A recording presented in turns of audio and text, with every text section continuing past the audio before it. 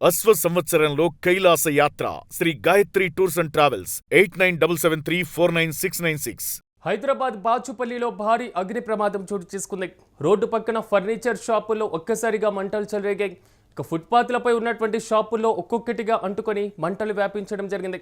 దాదాపు 50 షాపులకు వ్యాపించే మంటల్లో భారీగా ఆస్తి నష్టం వాటిల్లేటువంటి పరిస్థితి కనబడుతుంది. మంటలను అదుపు చేసేందుకు 10 ఫైర్ ఇంజన్లు అక్కడ పూర్తి స్థాయిలో కనబడుతున్నటువంటి situation. At the same time సర్వం కోల్పోయామంటూ కూడా చిరు వ్యాపారులు రోధిస్తున్నటువంటి పరిస్థితులు కనబడుతున్నాయి. యూటీవీ స్క్రీన్ పైన మనం చూస్తున్న భారీగా మంటలు అలుముకున్నటువంటి పరిస్థితి. ఫైర్ ఇంజన్లు కూడా అక్కడికి చేరుకుని పూర్తి స్థాయిలో సహాయక చర్యలను కూడా వేగవంతం చేస్తున్నాయి. సో ప్రధానంగా ఈ అగ్ని ప్రమాదానికి కారణం ఏంటి అనే దానిపైన మాత్రం ప్రాథమిక వివరాలు తెలియాల్సి ఉంది.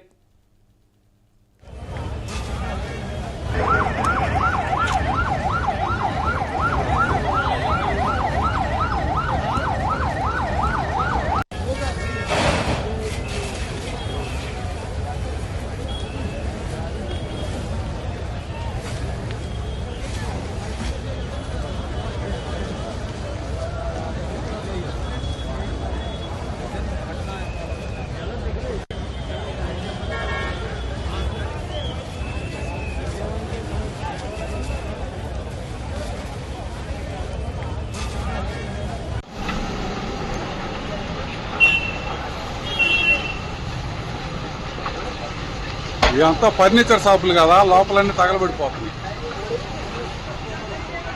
KGR function back side, KGR function back side. ఇక ఇదే అంశానికి సంబంధించి మరింత సమాచారం మా ప్రతినిధి సతీష్ అందిస్తారు. సతీష్, చెప్పండి, బాచుపల్లిలో జరిగినటువంటి అగ్ని ప్రమాదానికి ప్రాథమికంగా కారణం ఏమని తెలిసిన ప్రజెంట్ అక్కడ సిచ్యువేషన్ ఏ విధంగా ఉంది, పూర్తి డీటెయిల్స్ ఏంటి? ముఖ్యంగా హైదరాబాద్ ఏదైతే బాచ్పల్లి నిజాంపేట్ సర్కిల్లో ముఖ్యంగా మొత్తం కూడా అర్ధరాత్రి ఒక్కసారిగా మంటలు వ్యాపించాయి. ఆ మంటల్లో దాదాపు ఏదైతే ఈ ప్రధాన రహదారి అయినటువంటి బాచ్పల్లి టు మియాపూర్ ప్రధాన రహదారి అయినటువంటి కేజీఆర్ కన్వెన్షన్ సెంటర్ వెనకాల ఉన్నటువంటి మొత్తం కూడా ఫర్నిచర్ దుకాణాలు ఉంటాయి. ఆ దుకాణాలు మొత్తం కూడా ఒక్కసారిగా మంటలు చెలరేగడంతో పాటు మొత్తం కూడా దాదాపు 50 ఫర్నిచర్ షాపులు పూర్తిగా దగ్ధమైనట్టు తెలుస్తా ఉంది. రాత్రి 11 గంటల సమయంలో ఈ మొత్తం కూడా జరిగినట్టు తెలుస్తా ఉంది. అయితే మంటలు అంటుకున్న కొద్దిసేపటికే మొత్తం కూడా అక్కడ ఒకటే లైన్ లో మొత్తం షాపులు ఉంటాయి. ఆ షాపులు చిన్న చిన్న షాపులు, పెద్ద షాపులు అన్ని కూడా ఉంటాయి. సో అక్కడ మొత్తం ఒక షాపులో పెద్ద ఎత్తున మంటలు రావడంతో అన్ని షాపుల్లో ఫర్నిచర్లు ఉంటాయి కాబట్టి దాదాపు మొత్తం కూడా దాదాపు 50 షాపుల వరకు కూడా ఒక్క బట్ట కూడా లేకుండా మొత్తం ఫర్నిచర్ కాలిపోవడం జరిగింది. మొత్తం కోట్లలో నష్టం జరిగింది అంటూ కూడా మరి వాపోతున్న పరిస్థితి కనబడతా ఉంది. సో మరి ప్రాథమికంగా సమాచారం అందుకున్నటువంటి ఫైర్ ఇంజన్లు అక్కడ ఫైర్ ను ఆపే ప్రయత్నం అయితే చేశాయి. దాదాపు 10-15 ఫైర్ ఇంజన్లతో ఘటనా స్థలంలో మంటల్ని ఆపే ప్రయత్నం చేశారు. చాలా శ్రమించిన తర్వాత మొత్తం కూడా ఈ మంటలన్నీ కూడా ఒక్కసారిగా అదుపులోకి వచ్చిన పరిస్థితి అయితే కనబడతా ఉంది. కానీ ఏదేమైనప్పటికీ మంటలు అదుపులోకి వచ్చినప్పటికీ కూడా మొత్తం ఫర్నిచర్ షాపులు అన్ని కాలిపోవడం ప్రస్తుతం ఇక్కడ చర్చనీయాంశంగా సతీష్, కొంతవరకు ఎందుకంటే రోడ్ సైడ్ ఉన్నటువంటి ఫర్నిచర్ షాప్స్ లోనే సో ఆ యజమానులు కూడా అక్కడే నిద్రిస్తూ దాంట్లోనే నివాసం ఉండేటువంటి పరిస్థితులు కూడా కొంతవరకు కనబడుతుంటాయి. కానీ తాజా జరిగినటువంటి ఈ ప్రమాదంలో సో ఎవరికి ఏమైనా ప్రాణ నష్టం కానీ మరి ముఖ్యంగా గాయాలు ఏమైనా అయినాయా? దానికి సంబంధించిన సమాచారం ఏంటి? డెఫినెట్ గా ఇది రాత్రి 10:40, 11 ఆ సమయంలో జరిగింది. అప్పుడే మొత్తం కూడా షాపులు క్లోజ్ చేస్తూ వెళ్తున్న పరిస్థితి కనబడతా ఉంది. క్లోజ్ చేస్తున్నారు సమయంలో మరి అది ఎలా జరిగింది అనేది మాత్రం ప్రాథమికంగా ప్రస్తుతం పోలీసులు దాన్ని విచారణ చేస్తా ఉన్నారు.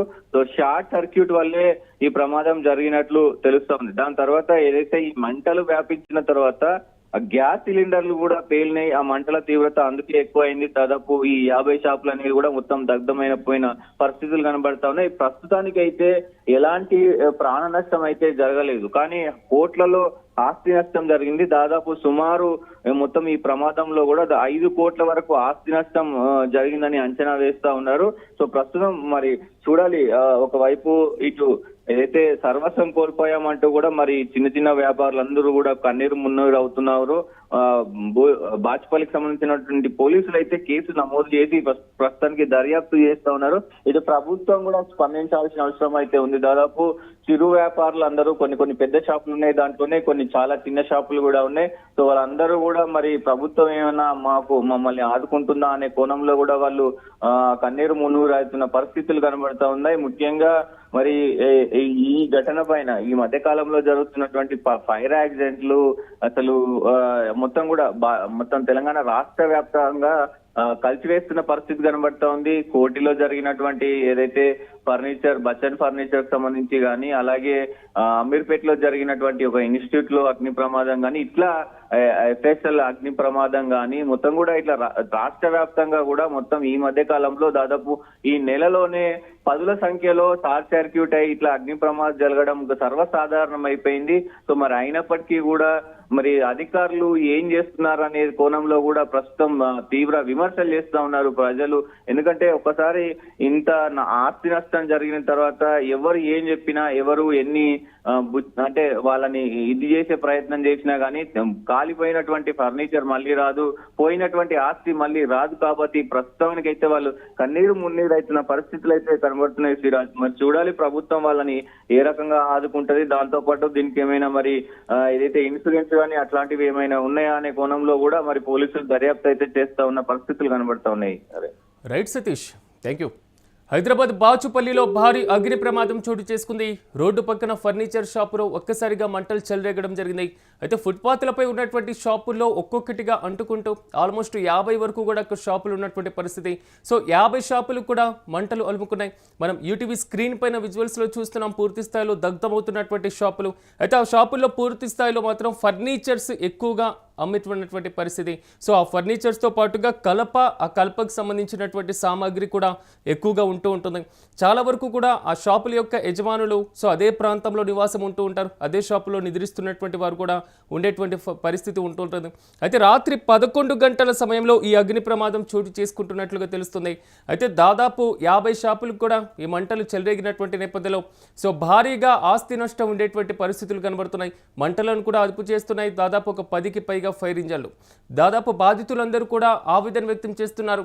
సర్వం కోల్పోయామంటూ కూడా చిరు వ్యాపారులందరూ కూడా రోధిస్తున్నటువంటి పరిస్థితి. తమను ఆదుకోవాలని కూడా వారు ప్రభుత్వాన్ని విన్నవించుకుంటున్నటువంటి సిచ్యువేషన్స్ కనబడుతున్నాయి. ప్రస్తుతం అక్కడ సహాయక చర్యలు కొనసాగుతున్నాయి.